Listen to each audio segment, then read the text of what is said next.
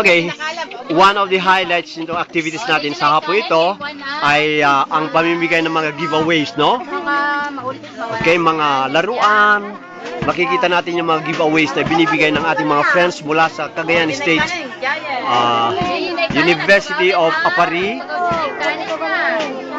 Okay. So marami pong mga laruan. Okay, we have dolls, mga matchboxes, yan.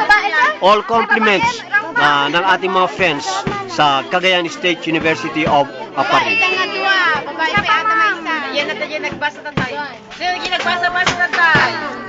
Nanatinti niya mo niya, babay. Naikang kayo natin. So yung mga youngsters natin are now actually receiving nitong mga giveaways na intended for them.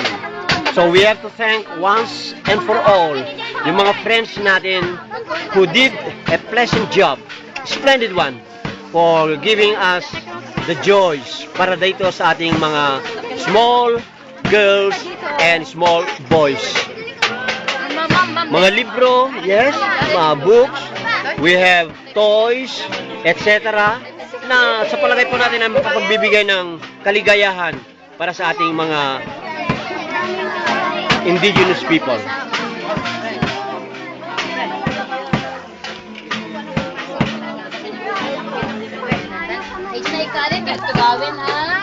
So we have there Ma'am Kate, Ma'am Tess, with the assistance of course ng mga estudyante, ay sila po ay nag-award ng mga giveaways para sa ating mga small boys and small girls.